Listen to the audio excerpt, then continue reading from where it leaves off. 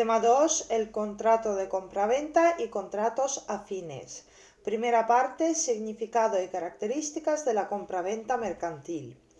La compraventa no solo ha sido tradicionalmente uno de los principales instrumentos de la actividad comercial, sino que continúa teniendo una importancia decisiva en la actividad económica actual, como contrato base del tráfico comercial.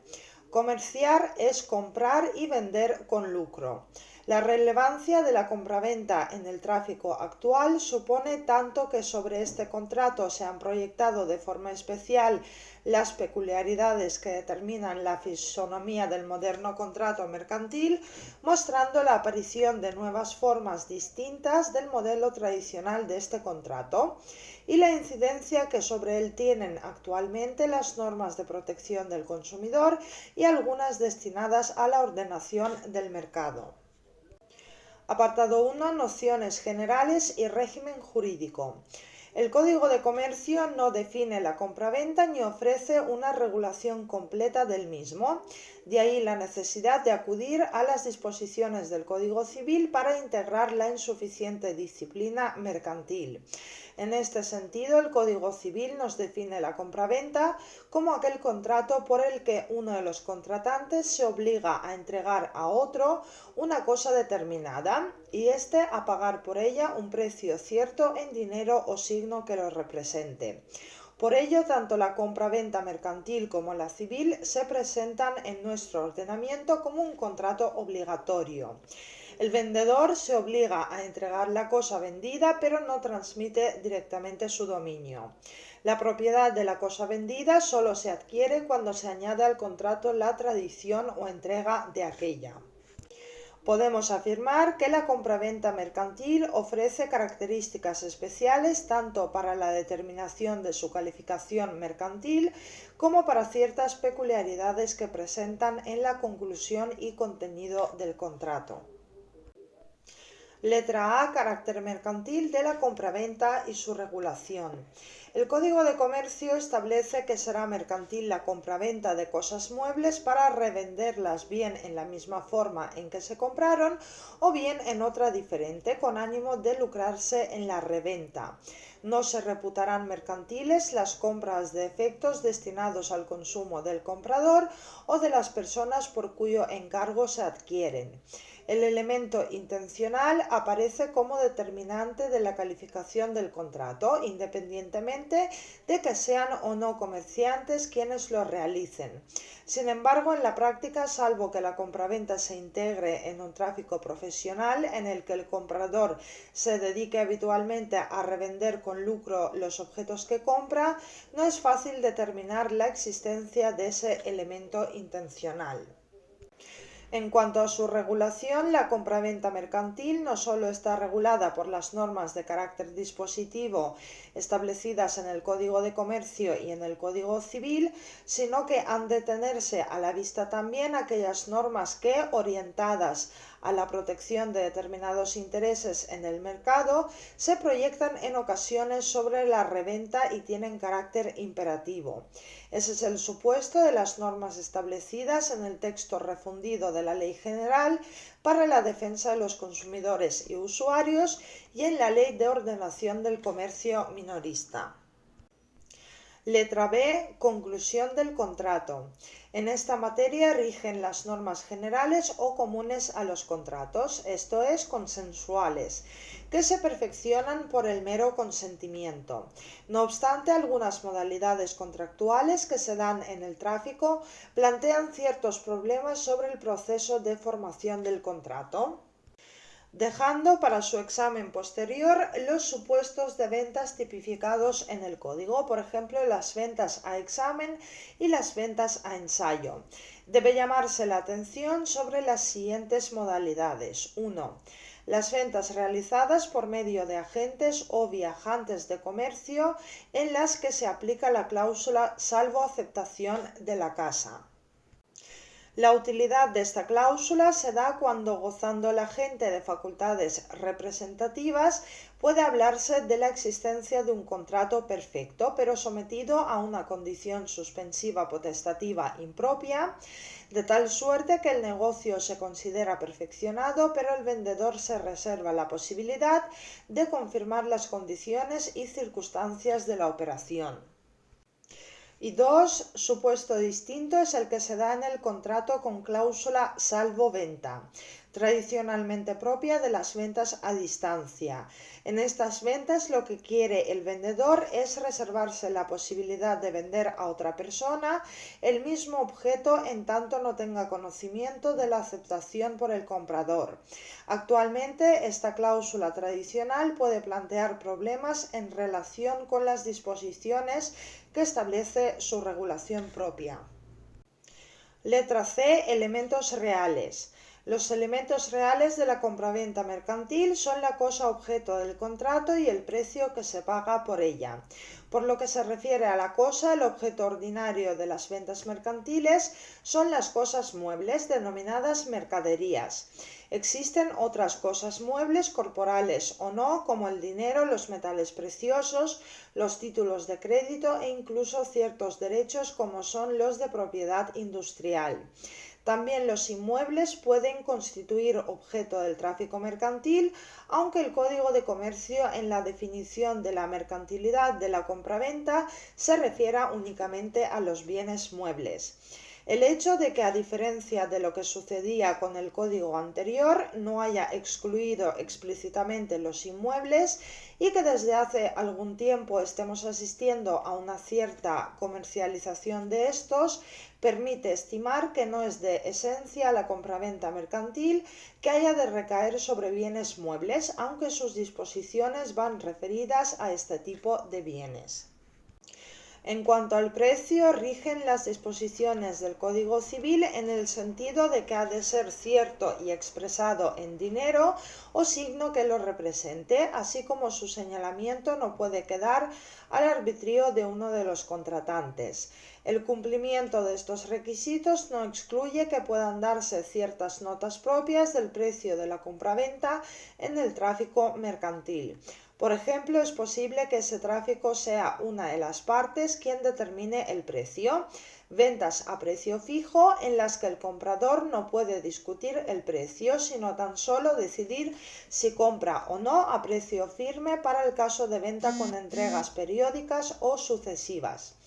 Una vez fijado el precio o su sistema de variación, las partes quedan sometidas a él y no pueden discutir la justicia intrínseca del mismo, toda vez que la venta mercantil no es rescindible por causa de lesión, sin perjuicio de la responsabilidad del contratante que hubiera procedido con malicia o fraude en el contrato o en su cumplimiento. Interés especial tiene 1. El régimen especial de la determinación del precio y el de las cláusulas abusivas sobre la determinación del precio aplicables a las compraventas celebradas con consumidores y previstos en los artículos 60 y 85 del texto refundido de la Ley General para la Defensa de los Consumidores y Usuarios.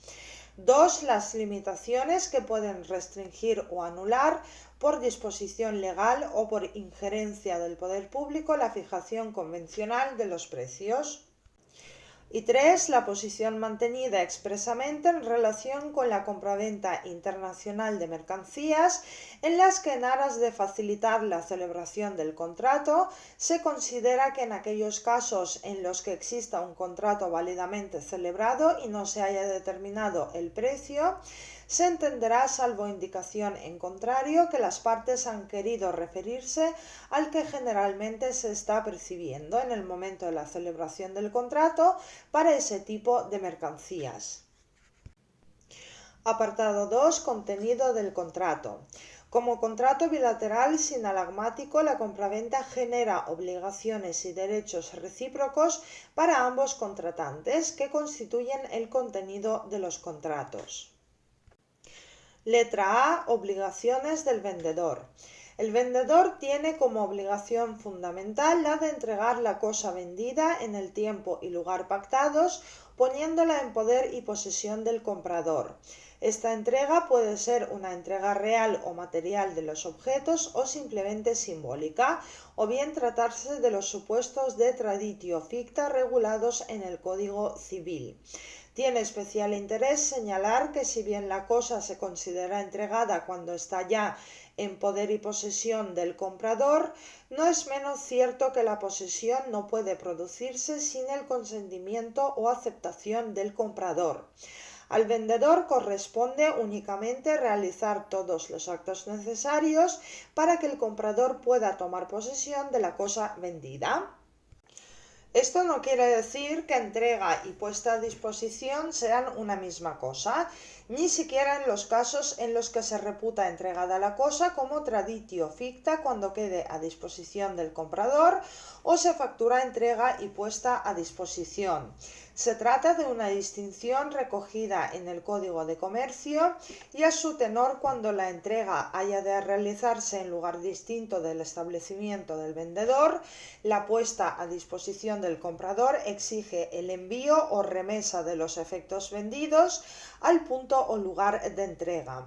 En el supuesto de que el lugar de entrega sea el propio establecimiento del vendedor, éste cumplirá sencillamente teniendo los géneros vendidos a disposición del comprador en sus almacenes el día señalado en el contrato. En cuanto al cumplimiento de la entrega, 1. El lugar de entrega será el pactado en el contrato, presumiendo, si nada se ha convenido en él, que será el establecimiento del vendedor. 2. Si no se ha establecido plazo para la entrega, el vendedor deberá tenerla a disposición del comprador dentro de las 24 horas siguientes al contrato. Y 3. El vendedor no estará obligado a entregar la cosa si el comprador no le paga el precio, salvo que se haya pactado su aplazamiento o si aún existiendo aplazamiento se descubre que el comprador es insolvente. De no darse esas excepciones, el retraso del vendedor en la entrega da derecho al comprador para exigir el cumplimiento o la rescisión con indemnización en ambos casos de los perjuicios que se le hayan causado. La obligación de entrega ha recibido una regulación propia para la venta a consumidores y usuarios, establecidas en el nuevo artículo 66. bis del texto refundido de la Ley General para la Defensa de los Consumidores y Usuarios, redactado por la Ley 3/2014, modificando por el Real Decreto Ley 9/2017. En este precepto, aparte de precisar que la entrega supondrá la transmisión de la posesión material o el control del bien al consumidor, establece que deberá hacerse sin ninguna demora indebida y en un plazo máximo de 30 días naturales a partir de la celebración del contrato. El incumplimiento de este plazo, cuando sea esencial o responda a un rechazo a la entrega de los bienes por parte del empresario, da derecho al consumidor a resolver inmediatamente el contrato. Si el consumidor resuelve el contrato, el empresario deberá proceder a devolver todas las cantidades abonadas por el consumidor o usuario. La obligación de entrega determina las demás obligaciones del mismo. 1. La obligación de conservar la cosa vendida antes de su entrega, aplicándose el principio general del Código Civil que obliga a conservar las cosas con la diligencia normal de quien está obligado a darlas. Y 2. Obligación del vendedor de responder del saneamiento de la cosa vendida y el vendedor responde frente al comprador de la posesión legal y pacífica de la cosa vendida y de los vicios y defectos ocultos que tuviere esa cosa. El saneamiento por evicción se produce en los términos en los que está previsto en el Código Civil en los artículos 1475 y siguientes. Pero la evicción es poco frecuente en las ventas mercantiles realizadas en establecimientos o tiendas abiertas al público, pues en esas ventas se produce una prescripción de derecho a favor del comprador respecto de las mercancías adquiridas. Mayor interés tiene la obligación de saneamiento por vicios o defectos ocultos, obligación cuya finalidad consiste en garantizar que el vendedor entregue al comprador la posesión de una cosa útil. Regulada esta obligación en el Código Civil, se quiere significar que, salvo pacto en contrario, el vendedor responde de los vicios o defectos que tenga el objeto vendido, aunque los ignore, pero no de los que estén a la vista, ni de los que no lo estén si el comprador es un perito que por razón de su profesión debía conocerlos fácilmente. La peculiaridad de la compraventa mercantil se refiere al establecimiento de un plazo breve de 30 días a contar desde la entrega para que el comprador denuncie la existencia del vicio o defecto. Se trata de un plazo de denuncia previa para poder ejercitar las acciones que el Código Civil establece en estos casos y que la doctrina y la jurisprudencia vienen considerando como plazo de caducidad y no de prescripción, transcurrido el cual el comprador perderá todo derecho contra el vendedor. En dichos supuestos, el comprador podrá optar entre desistir del contrato abonando los gastos que pagó o rebajar una cantidad del precio a juicio de los peritos. Los vicios ocultos son distintos de los vicios o defectos aparentes de calidad o cantidad regulados en el Código de Comercio. Por los vicios ocultos responde también el vendedor sin que su responsabilidad por unos excluya su responsabilidad por otros. El artículo 336 del Código de Comercio establece que si la mercancía se recibe embalada o enfardada, la denuncia del vicio aparente debe hacerse dentro de los 4 días siguientes a su recibo. En otro caso, la denuncia deberá hacerse al tiempo de recibir las cosas o de rehusar su recibo. Estos defectos facultan al comprador para optar por la rescisión del contrato o por su cumplimiento, en ambos casos con indemnización, aunque el vendedor, para evitar estas reclamaciones, puede exigir en el acto de entrega que se haga el reconocimiento de las mercancías. En nuestro derecho se distingue el tratamiento respecto de lo que sería un incumplimiento total por entrega de una cosa distinta, entendiéndose al respecto por nuestra jurisprudencia que existe una prestación distinta y no defectuosa cuando los defectos lleguen a tal extremo que la cosa entregada sea radicalmente distinta de la pactada o cuando el comprador quede totalmente insatisfecho, estimación que puede dejarse a su arbitrio sin que ha de referirse a la propia naturaleza y al uso normal de la cosa comprada. La segunda consiste en resaltar el carácter dispositivo de las normas establecidas, fundado en el propio Código de Comercio, lo que da lugar a garantías comerciales. No obstante, han de preverse los abusos que pueden darse y tener en cuenta las normas imperativas que sobre las garantías que pueden y debe ofrecerse al consumidor establece el texto refundido de la Ley General para la Defensa de los Consumidores y Usuarios y las que en su ámbito de aplicación ofrece la Ley de Ordenación del Comercio Minorista. El régimen de responsabilidad del vendedor por vicios o defectos de los bienes vendidos recibió una regulación especial, con peculiaridades propias en los casos de ventas de bienes de consumo entre personas que venden en el marco de su actividad profesional y los consumidores, a través de la Ley del año 2003 de garantías en las ventas de bienes de consumo, con la cual se trató de incorporar a nuestro derecho la Directiva 1999/44 del Parlamento y del Consejo sobre determinados aspectos de la venta y garantías de los bienes de consumo.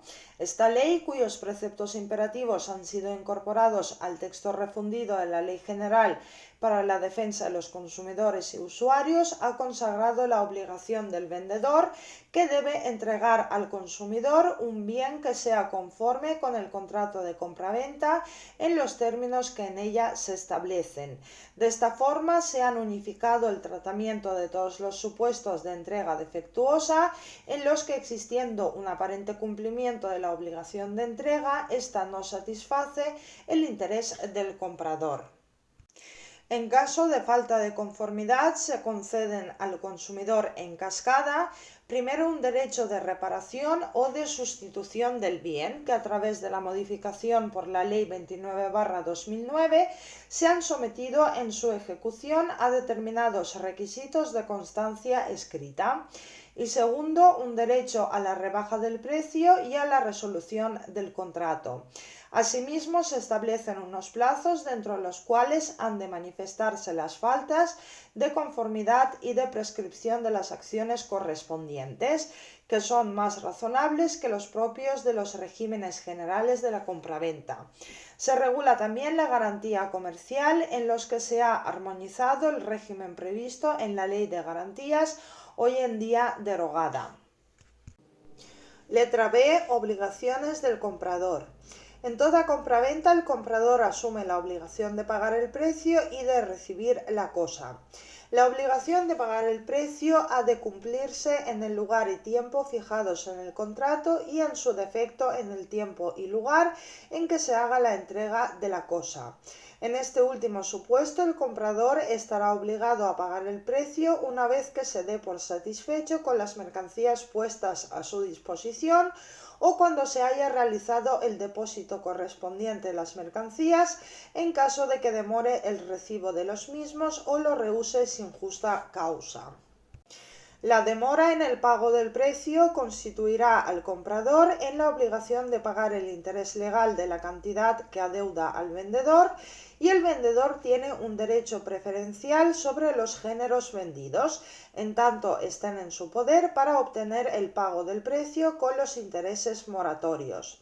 En relación con este pago del precio, en la compraventa mercantil ha de llamarse la atención sobre el interés que tiene la aplicación del artículo 1170 del Código Civil, dado el extraordinario uso que se hace en el comercio del pago mediante efectos mercantiles. Interesa resaltar que, según el Código de Comercio, las cantidades entregadas por vía de señal se reputarán, salvo pacto en contrario, dadas a cuenta del precio y en prueba de ratificación del contrato. En cuanto a recibir la cosa comprada, aunque no está explícitamente recogida en el Código, puede estimarse que lo está de forma implícita en el artículo 332 del Código Comercial, que tanto en el caso de que el comprador rehusare sin causa justa el recibo de los efectos comprados, como en el de simple demora, faculta al vendedor para que deposite judicialmente las mercancías, pudiendo optar, en el caso de rehuse injustificado, por la rescisión del contrato o por el cumplimiento del mismo.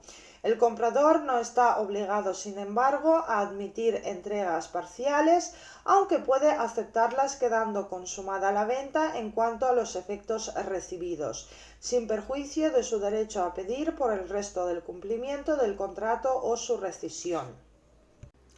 Apartado 3. La transmisión de la propiedad y de los riesgos en la compraventa mercantil.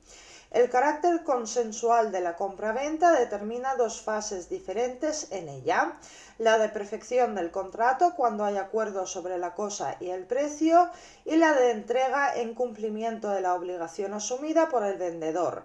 Si ambas fases se suceden sin solución de continuidad, como sucede en las ventas entre presentes con recepción inmediata del objeto vendido, es claro que, al constituirse el comprador en propietario, soporta en cuanto tal, desde ese mismo momento, las consecuencias de la pérdida o deterioro de la cosa adquirida.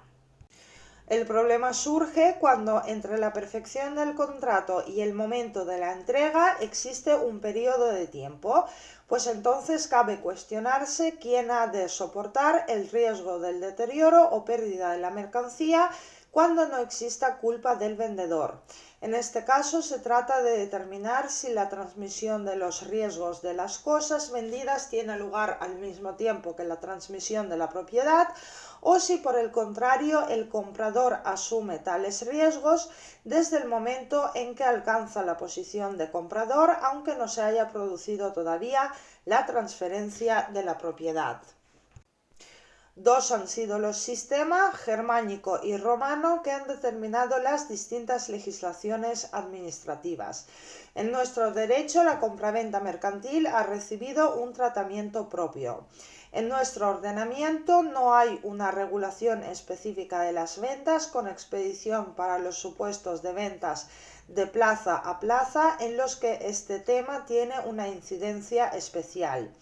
Pero existen distintos preceptos que vienen a ofrecer una solución razonable del tema. Los artículos 331 y 333 del Código de Comercio, que la doctrina ha considerado como antitéticos, ofrecen dicha solución.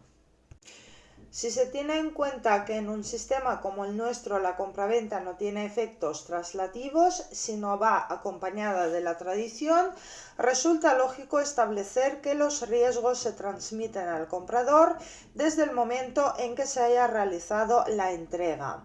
De ahí que el artículo 331 del Código de Comercio diga que la pérdida o deterioro de los efectos antes de su entrega por accidente imprevisto o sin culpa del vendedor dará derecho al comprador para rescindir el contrato.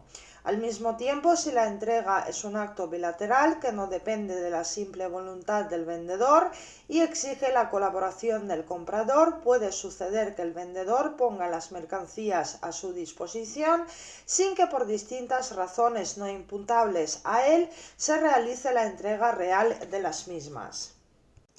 En estos casos, en los que el vendedor ha cumplido su obligación principal, realizando con la puesta a disposición todos aquellos actos que a él le incumben, para que la entrega se realice, no tendrá sentido seguir dejando de su cargo los riesgos referentes a la cosa vendida. De ahí también el sentido de la disposición recogida en el artículo 333, a cuyo tenor los daños y menoscabos que sobrevinieron a las mercaderías, perfecto el contrato y teniendo el vendedor los efectos a disposición del comprador en el lugar y tiempo convenido, serán de cuenta del comprador, excepto en los casos con dolo o negligencia del vendedor. Los artículos 331 y 333 conducen a una regulación armonizada sobre la transferencia del riesgo en la compra mercantil, manteniendo una posición que no es muy diferente de la recogida para las compraventas internacionales de mercaderías por la Convención de Viena de 1980. El artículo 334 del Código de Comercio regula tres supuestos especiales de transmisión de riesgo, en los cuales los daños y menoscabos que sufran las mercaderías por caso fortuito serán de cuenta del vendedor, dadas las especiales características de los supuestos en él considerados, por ejemplo, una venta hecha por peso o medida. En relación con el tema de la transferencia del riesgo, también la Ley 3/2014 ha establecido una serie de normas para la venta de consumidores y usuarios.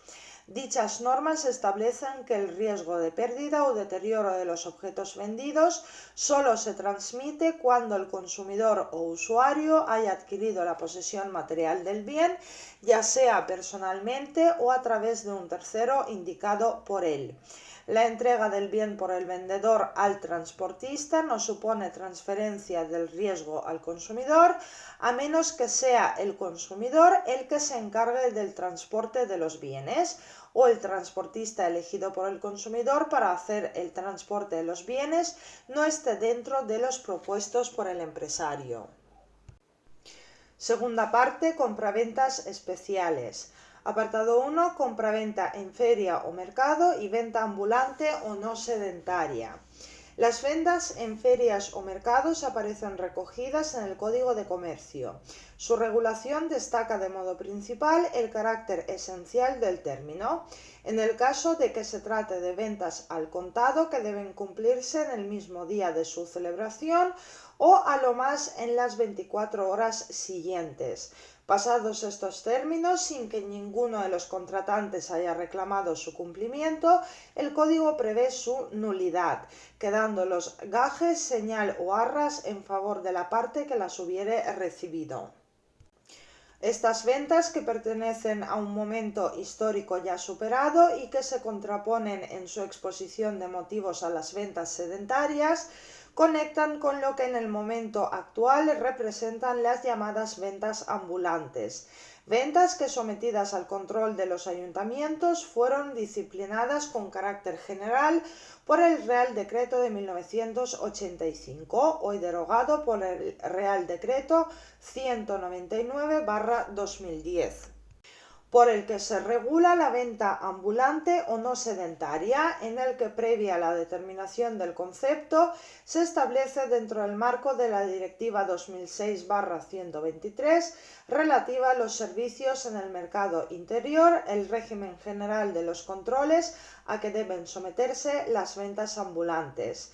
La Ley de Ordenación del Comercio Minorista dedica ahora a este tipo de ventas tres de sus preceptos, en los que, aparte de prever la autorización por los ayuntamientos y los límites que a ellas se establecen a través de la modificación que del artículo 54 de dicha ley se ha realizado, se reconoce como materia exclusiva del Estado el concepto mismo de venta ambulante.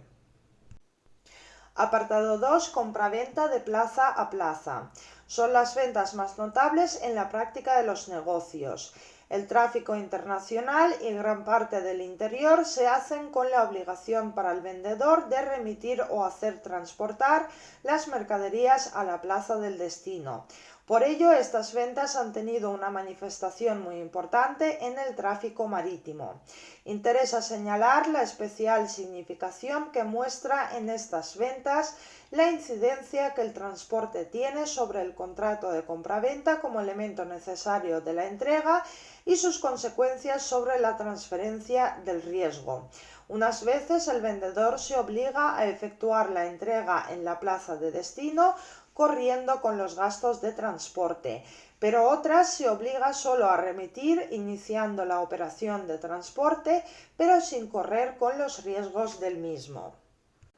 En el ámbito internacional, las ventas de plaza a plaza pueden quedar sometidas a las normas de la Convención de Viena, que regulan las ventas con expedición, así como también las relativas a las ventas de mercaderías en tránsito.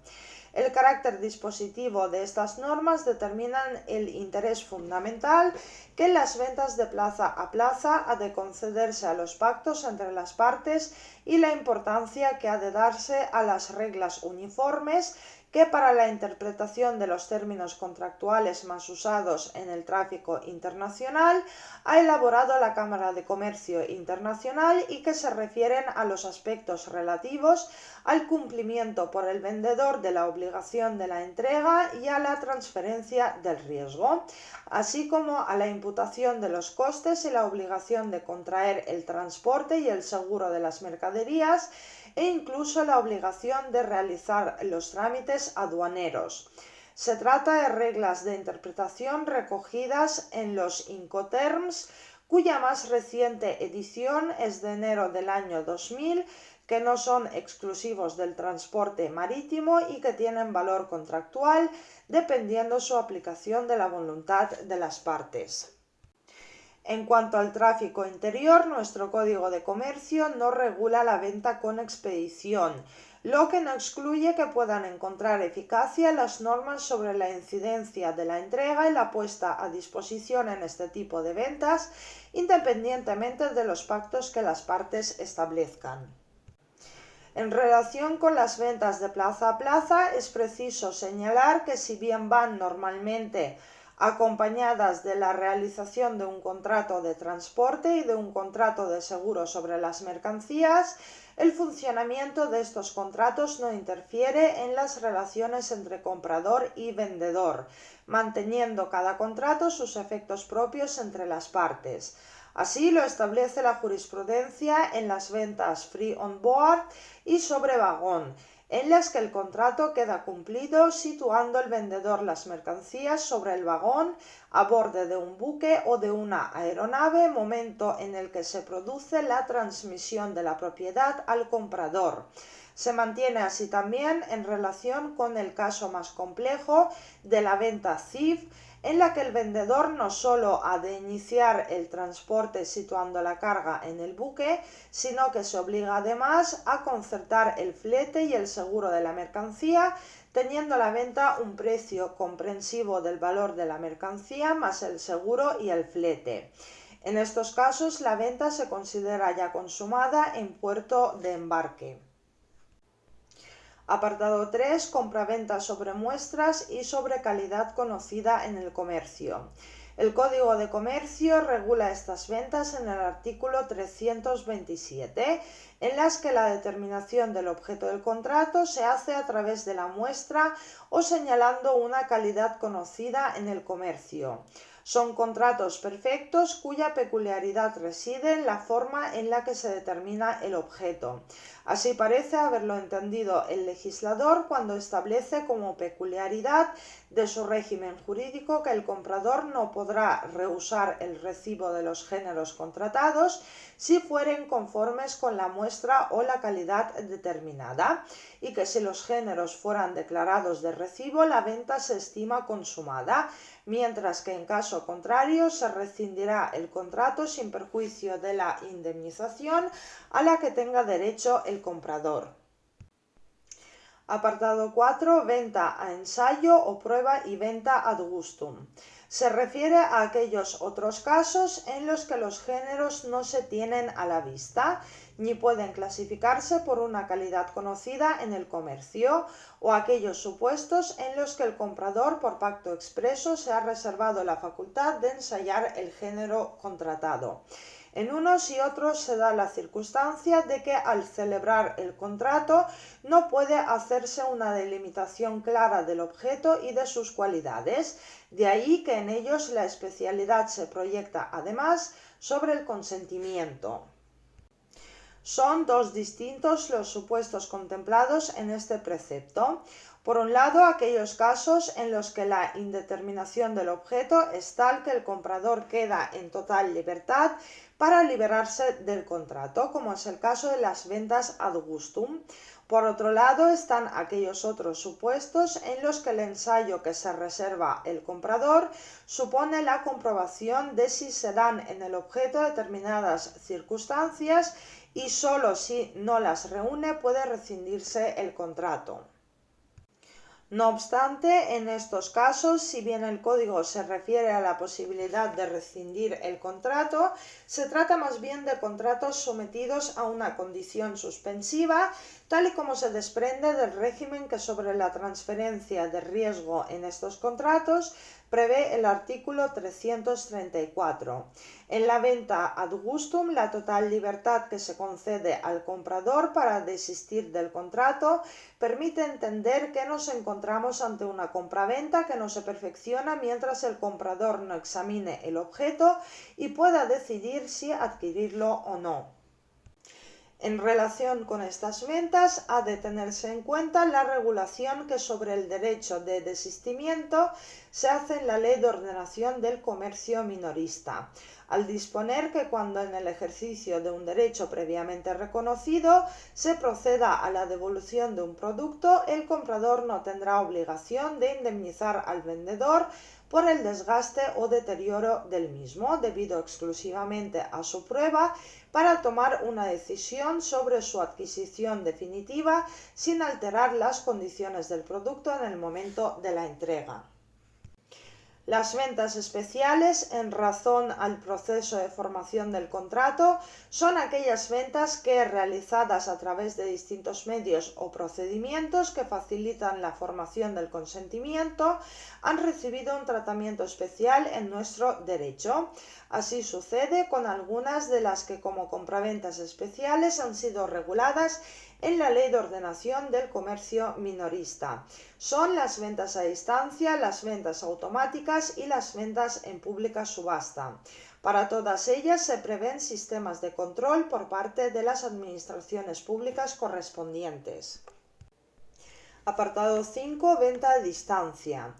Reguladas las ventas a distancia en la Ley de Ordenación del Comercio Minorista, los artículos fueron nuevamente redactados por la Ley del año 2002 para adaptar la regulación de estas ventas a la Directiva 97/7 en materia de contratos a distancia, considerándose en ellos como tales las celebradas sin la presencia simultánea del comprador y vendedor por cualquier medio de comunicación a distancia. Al analizar estas ventas, conviene advertir que el texto refundido de la Ley General para la Defensa de los Consumidores y Usuarios ha tenido una incidencia importante sobre la regulación de la Ley de Ordenación del Comercio Minorista. La Ley 3/2014 ha derogado los artículos 39 al 48 de la Ley de Ordenación del Comercio Minorista relativos al régimen jurídico de las ventas a distancia, que quedan regulados en los términos previstos para los contratos a distancia por el texto refundido de la Ley General para la Defensa de los Consumidores y Usuarios. La regulación de las ventas a distancia en la Ley de Ordenación del Comercio Minorista ha quedado reducida al contenido del artículo 38 de dicha ley, cuya regulación ha sido modificada por la disposición adicional segunda de la Ley 3/2014 y que lo que prevé es la obligación de las empresas de ventas a distancia de comunicar en el plazo de 3 meses el inicio de su actividad al registro de ventas a distancia, que recogerá los datos que reglamentariamente se establezcan. Las empresas de terceros países que practiquen ventas a distancia en territorio español harán la comunicación al registro de ventas a distancia del Ministerio de Economía y Empresa, previendo un intercambio de datos entre dicho registro y el que para las entidades españolas llevan las comunidades autónomas. La modificación realizada en el artículo 38 por el Real Decreto Ley 20/2018 de medidas urgentes para el impulso de la competitividad en el sector de la industria y comercio, la regulación de las ventas a distancia se refiere directamente a que para su calificación se estará a lo dispuesto en el artículo 92 del texto refundido de la Ley General para la Defensa de los Consumidores y Usuarios y otras leyes complementarias. Apartado 6. Venta automática. De acuerdo con la Ley de Ordenación del Comercio Minorista, entendemos por venta automática la forma de distribución detallista en la que se pone a disposición del consumidor el producto o servicio para que éste lo adquiera mediante el accionamiento de cualquier tipo de mecanismo y previo pago de su importe. Estas ventas no solo plantean problemas sobre la forma en la que se realiza la manifestación de la voluntad contractual, sino también sobre la necesidad de evitar abusos a los que este procedimiento puede dar lugar. De ahí el control técnico al que se somete la instalación de las máquinas y otra serie de normas sobre la necesidad de que en las máquinas de venta figuren con claridad la información relativa al producto que se expande y al comerciante, indicando el tipo de producto, su precio, identidad del oferente, así como dirección y teléfono donde atienden las reclamaciones. Por otro lado, información sobre la máquina, el tipo de monedas que admite, instrucciones para la obtención del producto y acreditación del cumplimiento de la normativa técnica aplicable. Todas las máquinas deben permitir la recuperación automática del importe introducido cuando no se facilite el artículo solicitado. Y cuando las máquinas estén instaladas en un local destinado al desarrollo de una empresa o actividad privada, los titulares de la misma responderán solidariamente con el titular de la máquina frente al comprador del cumplimiento de las obligaciones derivadas de la venta automática. Apartado 7. Venta en subasta pública. Se entiende por ventas en pública subasta aquellas ventas en las que se oferta pública e irrevocablemente la venta de un bien a favor de quien ofrezca dentro del plazo concedido al efecto el mejor precio a partir de un mínimo previamente fijado. Al regular estas ventas, la Ley de Ordenación del Comercio Minorista tiene en cuenta las realizadas por empresas que se dediquen habitualmente a esta actividad o al comercio al por menor, con especial consideración de las subastas de arte y de objetos preciosos. La regulación de estas ventas en lo que se refiere a las relaciones de la empresa subastadora con los clientes está inspirada en la necesidad de proteger a estos últimos contra los abusos que puedan producirse. Dichas normas se refieren fundamentalmente a 1. La obligación de hacer la oferta de manera que no pueda inducir a error sobre las cualidades del objeto subastado, respondiendo en caso contrario la empresa subastadora junto con el titular del bien de forma solidaria. 2. La empresa subastadora solo podrá exigir fianza a los licitadores cuando se haya hecho constar en los anuncios de la subasta. 3. La formalización escrita de la operación de venta y de la adjudicación. 4. La irreivindicabilidad de los bienes muebles adquiridos mediante una venta en pública subasta en los términos del artículo 86 del Código de Comercio. Y 5. La responsabilidad solidaria a la que se somete la empresa subastadora junto con el titular del bien subastado. Apartado 8. Venta a plazos. Se trata de ventas en las que el pago del precio por el comprador queda diferido por fracciones generalmente iguales y periódicas. Son contratos de gran difusión en el comercio moderno, en los que para soslayar el riesgo que entrañan para el vendedor por la posible insolvencia de sus compradores, se ha acudido a distintas cláusulas como el pacto de reserva de la propiedad, cuya validez no ha dejado de plantear problemas. Para evitar abusos que pueden producirse en este tipo de ventas, las ventas a plazos de bienes muebles corporales y no consumibles fueron reguladas por primera vez en nuestro derecho por la Ley de 1965, que puede considerarse de manera indirecta como una expresión de la protección al consumidor en materia de crédito al consumo. Esta protección ha sido ampliada posteriormente con la Ley de 1995 de crédito al consumo, modificada para su adaptación a la nueva legislación europea por la Ley 16/2011 de contratos de crédito al consumo, produciéndose de esta forma una doble regulación, cuya armonización constituye uno de los objetivos de la nueva Ley de Ventas a Plazos de 1998, que modifica la anterior, estableciendo normas que tienen carácter imperativo.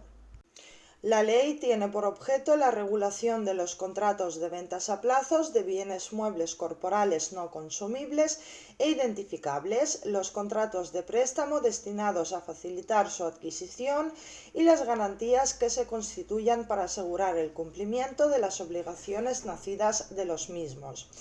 Quedan excluidas de la ley de compraventa a plazos de bienes que con o sin ulterior manipulación se destinen a la reventa al público y los préstamos cuya finalidad sea la de financiar esas operaciones, las ventas o préstamos ocasionales sin finalidad de lucro, los préstamos y ventas garantizados con hipoteca o prenda sin desplazamiento sobre los bienes objeto del contrato, y aquellos contratos cuya cuantía sea inferior a la que se fije reglamentariamente, y los contratos de arrendamiento financiero. Dos son los aspectos que se tienen que tener en cuenta para configurar el concepto de venta a plazos: el objeto de la venta y la forma de establecerse el aplazamiento del precio. En cuanto al objeto, se exige que se trate de bienes muebles no consumibles e identificables. En cuanto al aplazamiento del precio, no es necesario un desembolso inicial, ni tampoco que el pago del precio se difiera en varios plazos, pudiendo serlo solo en uno siempre y cuando su duración sea superior a 3 meses. Se trata además de un contrato formal de contenido parcialmente obligatorio. En lo relativo a su régimen jurídico, la venta a plazos ofrece ciertas peculiaridades. Estas normas son las siguientes. 1. Las que vinculan la eficacia de la venta a la obtención del crédito correspondiente. 2. La que regulan la llamada facultad de desistimiento del contrato sometido a un régimen especial, pero sin necesidad de que se alegue causa alguna. 3. Las que prevén el pago anticipado, total o parcial del precio aplazado, sin que se le puedan exigir los intereses no devengados. Y 4. Las normas que regulan el incumplimiento del comprador y que, sustituyendo el régimen general de resolución de contratos previsto en el artículo 1124 del Código Civil, pretende armonizar el justo equilibrio de los intereses en juego. Se prevé que si el comprador demorase el pago de 2 plazos o el último de ellos, el vendedor puede optar por exigir el pago de todos los plazos pendientes o la resolución del contrato. En este último, las partes deberán restituirse recíprocamente las prestaciones realizadas. El vendedor puede deducir el 10% del importe de los plazos pagados en concepto de indemnización por la tenencia de la cosa por el comprador y una cantidad igual al desembolso inicial si existiere, todo ello sin perjuicio de la indemnización que proceda en caso de deterioro del objeto vendido. En caso de que el vendedor opte por exigir judicialmente el cumplimiento de los plazos, se le concede al juez una facultad moderadora para que, con carácter excepcional y por justas causas apreciadas discrecionalmente, señale nuevos plazos o altere los convenidos, determinando en su caso los recargos correspondientes. Para el caso de incumplimiento del deudor, la ley ofrece un sistema de garantías al acreedor que se hace efectivo frente a terceros a través del registro de venta a plazos de bienes muebles y el establecimiento de un procedimiento especial para la venta en subasta a través del fedatario público de los bienes adquiridos a plazos, en el supuesto de contratos inscritos en dicho registro. En el caso de procedimientos concursales, el acreedor goza además de una posición de privilegio sobre los bienes comprados si el contrato consta en documento público o está inscrito en el registro de venta a plazos de bienes muebles. Tercera parte, compraventas internacionales. La compraventa como instrumento de cambio es también una institución central en el comercio exterior y objeto de consideración preferente en el proceso de unificación del derecho mercantil, necesario para evitar los posibles conflictos de leyes derivados de la disparidad de ordenamientos jurídicos nacionales. Esta unificación se lleva a cabo por una doble vía. 1. Con la elaboración de una legislación uniforme en el seno de las convenciones internacionales y el compromiso de los estados contratantes de introducirla en su derecho interno. Y 2. A través de la redacción de contratos tipos y condiciones de venta dentro de los distintos sectores del tráfico internacional. Respecto a la legislación uniforme, el proceso unificador en materia de compraventa se ha concretado en las normas sobre compraventa internacional de mercaderías recogidas en la Convención de las Naciones Unidas, aprobadas en Viena en 1980, a la que se ha adherido España en el año 1991.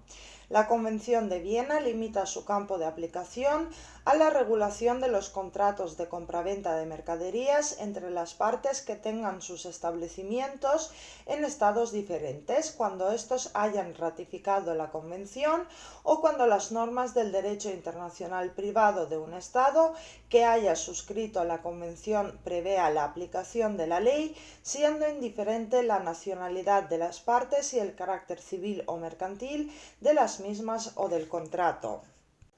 Sin embargo, no se aplican las normas de la Convención a las compraventas de mercaderías para uso personal, familiar o doméstico, teniendo el vendedor constancia de ello con anterioridad a la celebración del contrato, ni tampoco a las realizadas en subastas públicas judiciales, a las ventas de valores mobiliarios, efectos de comercio y dinero, ni a las de buques, embarcaciones, aeronaves y electricidad, ni a las compraventas de empresas, de inmuebles o de derechos incorporales.